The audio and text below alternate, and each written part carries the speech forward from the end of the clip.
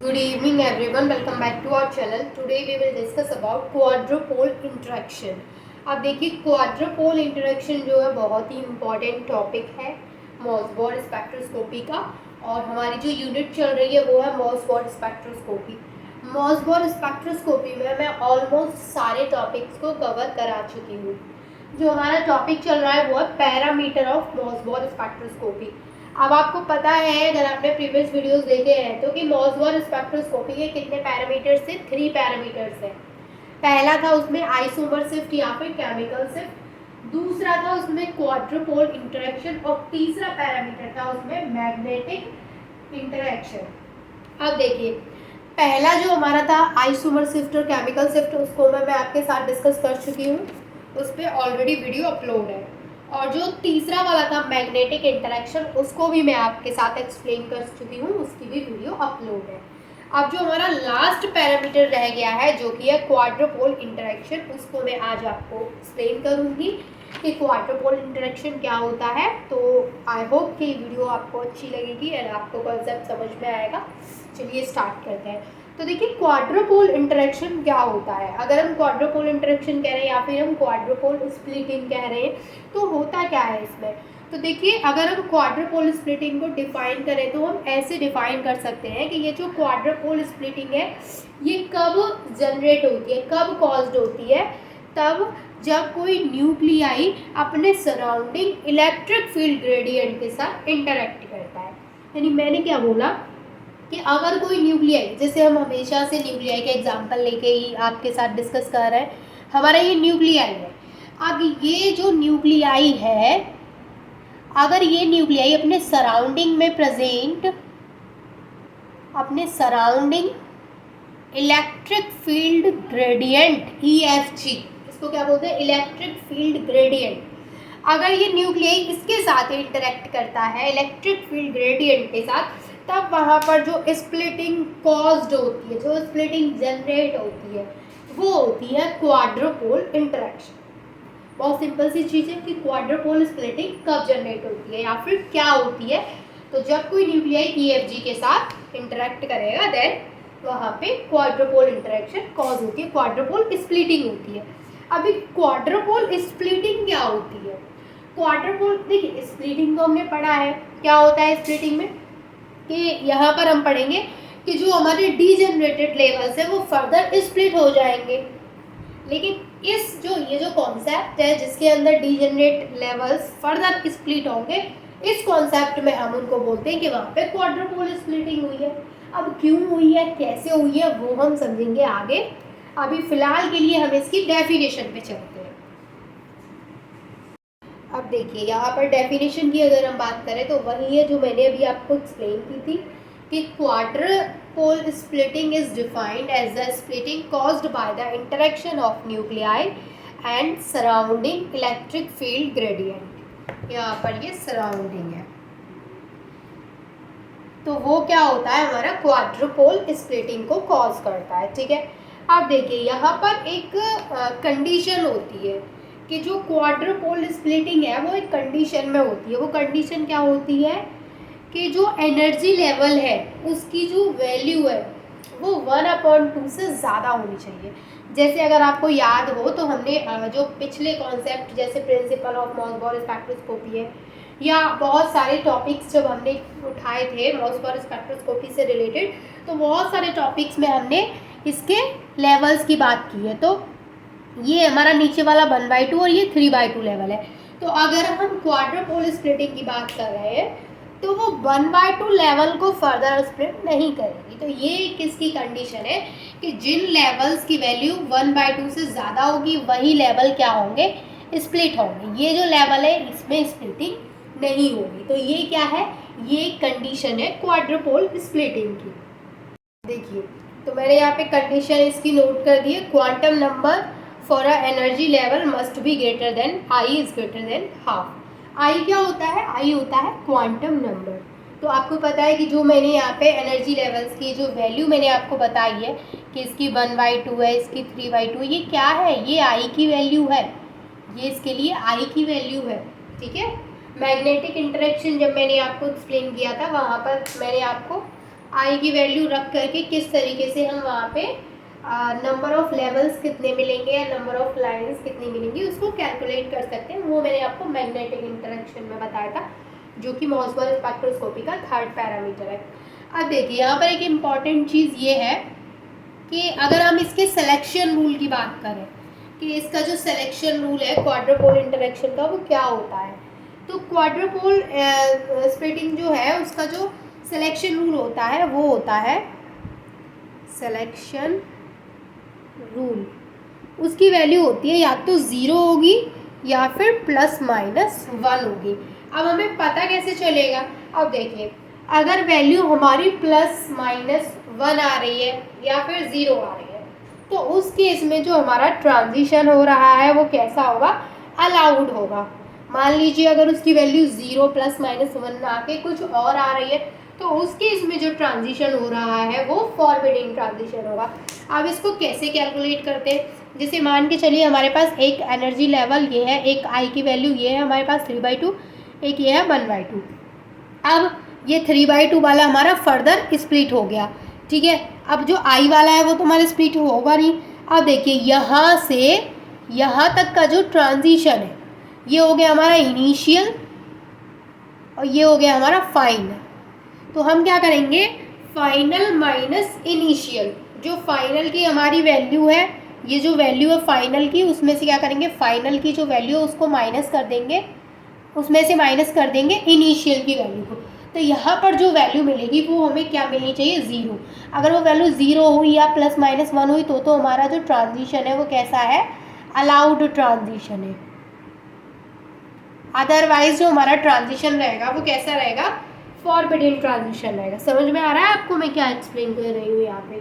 थोड़ी सी चीज़ें कॉम्प्लिकेटेड ज़रूर लगती है, लेकिन अगर आपने पिछले कॉन्सेप्ट्स देख रखे हैं तो आपको ये सारी चीज़ें समझ में आ रही होंगी कि ये लेवल्स कहाँ से आ रहा है, क्यों आ रहा है, कैसे आ रहा है, वो सब क्लियर होगा आपको, क्योंकि ये सारी चीज़ें मैं ऑलरेडी और बहुत ही डिटेल में आपके साथ डिस्कस कर चुकी हूँ। ठीक है, समझ में आया आपको। मैंने यहाँ पे एक तो डेफिनेशन इसकी नोट कराई है आपको, एक इसकी कंडीशन जो थी कि क्वाड्रोपोल स्प्लिटिंग तभी होगी जब जो हमारा क्वांटम नंबर की वैल्यू है वो 1/2 से ग्रेटर होनी चाहिए। तीसरा मैंने इसके लिए सिलेक्शन रूल भी आपको बता दिया है। सिलेक्शन रूल अगर 0 या +-1 है तो जो ट्रांजिशन है वो अलाउड होगा, अगर सिलेक्शन रूल इनमें से नहीं है तो वो जो ट्रांजिशन है वो फॉरबिडन होगा। Is that clear to all of you. आप फटाफट से आप इसका स्क्रीनशॉट ले लीजिए। देखिए आपने उसका स्क्रीनशॉट ले लिया था। अब यहाँ पर मैंने कुछ और पॉइंट्स नोट किए हैं क्वाड्रोपोल इंटरेक्शन के रिगार्डिंग। तो यहाँ पर है, सबसे पहले मैं आपको ये चीज़ बताती हूँ कि जो मैं इलेक्ट्रिक फील्ड ग्रेडियंट की बात कर रही थी, तो इलेक्ट्रिक फील्ड ग्रेडियंट किस तरीके से जनरेट होता है वो चीज़ यहाँ पर भी है। और वो चीज़ मैंने आपको पहले बताई थी कि जब हमारा न्यूक्लियाई इलेक्ट्रिक फील्ड ग्रेडियंट के साथ इंटरेक्ट करता है तब वहाँ पे जो स्प्लिटिंग होती है इंटरेक्शन की वजह से जो स्प्लिटिंग वहाँ पे होती है वो होती है क्वाड्रोपोल स्प्लिटिंग, जो कि मैंने आपको इसकी डेफिनेशन में बताई थी।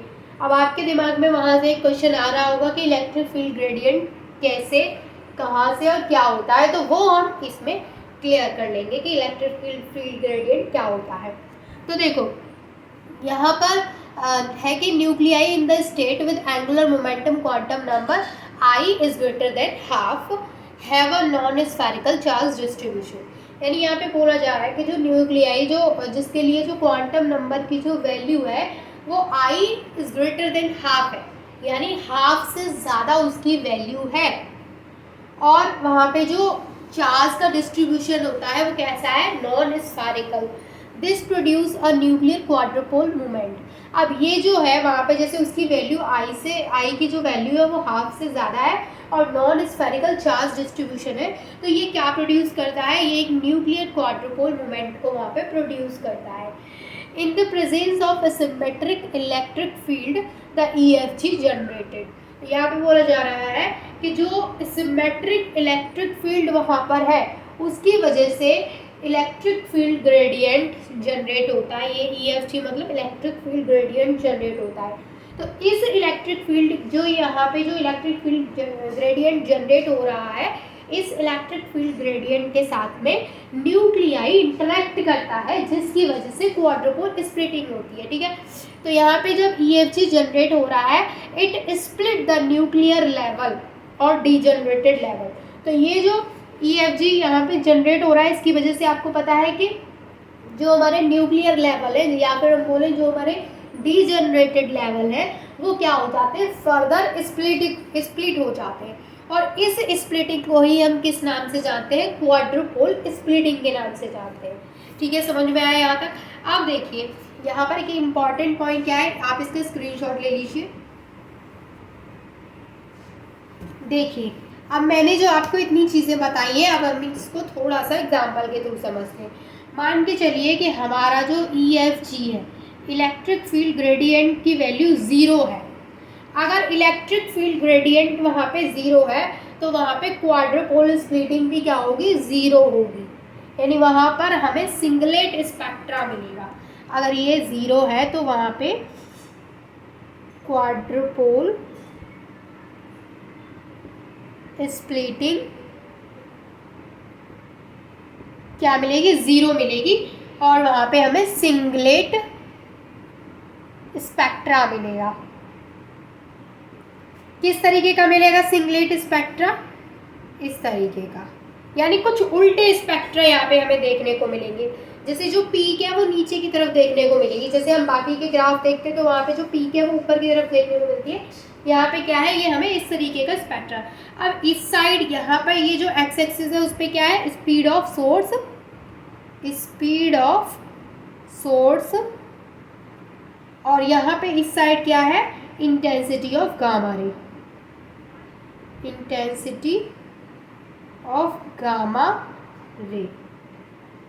गामा रे की बात करते हैं हम मॉस्को स्पेक्ट्रोस्कोपी में, ये चीज़ तो आपको पता ही है। और यह है स्पीड ऑफ सोर्स, जो सोर्स है उसकी क्या स्पीड है। अब देखो यहाँ पर सिंगलेट स्पेक्ट्रा कब मिलेगा, जब हमारी EFG की वैल्यू क्या होगी, 0 होगी। तो जब इलेक्ट्रिक फील्ड ग्रेडियंट 0 हो जाएगा तो वहाँ पे क्वाड्रुपोल स्प्लिटिंग की वैल्यू भी 0 ही आएगी और सिंगलेट स्पेक्ट्रा मिलेगा। अब मान के चलिए कि EFG की वैल्यू हमारी नॉन जीरो है, मतलब मैंने यहीं पे लिख दिया, आप अलग से लिखिएगा कि अगर इलेक्ट्रिक फील्ड ग्रेडियंट वहाँ पे नॉन जीरो है, यानी 0 नहीं है, तो वहाँ पे क्वाड्रुपोल स्प्लिटिंग भी 0 नहीं होगी।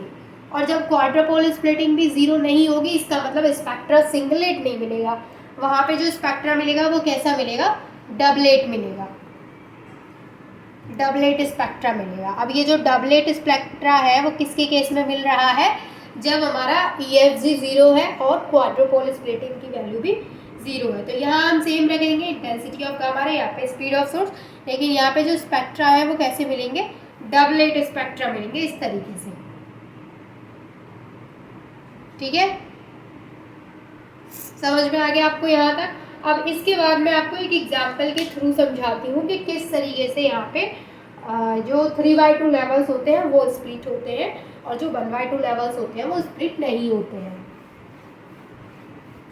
तो यहाँ पर ये हमने इसकी कंडीशन में पढ़ लिया था कि जो क्वाड्रुपोल स्प्लिटिंग है वो सिर्फ उन्हीं ऑर्बिटल्स में, या फिर मैं कहूँ उन्हीं लेवल्स में होगी जिनके लिए जो क्वांटम नंबर की वैल्यू क्या है, आई की वैल्यू जो है वो हाफ से ज़्यादा है। तो ये है हमारे पास आई की वैल्यू 3/2 और यहाँ पर है हमारे पास आई की वैल्यू 1/2, यहाँ पे -1/2। अब देखिए यहाँ पर अगर हम बात करें इनकी, ये है 3/2 जिनके लिए क्वांटम नंबर की वैल्यू 3/2 है, और ये है जिनके लिए क्वांटम नंबर की वैल्यू 1/2 है।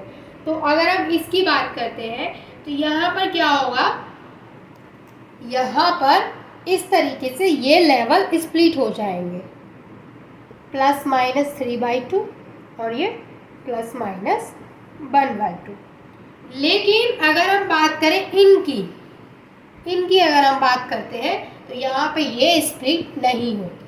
समझ में आ गया, ये आपको लिखना है, ये आपको अपने नोट्स में लिखना है जब आप एक्सप्लेन करेंगे कि जो 3/2 लेवल से वो 3/2 जिनके लिए क्वांटम नंबर की वैल्यू है वो स्प्लिट हो जाते हैं, उनमें क्वाड्रुपोल स्प्लिटिंग होती है, तो आप वहाँ पे इस तरीके का एग्जाम्पल शो करेंगे। आई होप कि आपको तीनों पैरामीटर अच्छे से समझ में आ गए होंगे। कोई डाउट है तो वो आप मुझसे पूछ सकते हैं।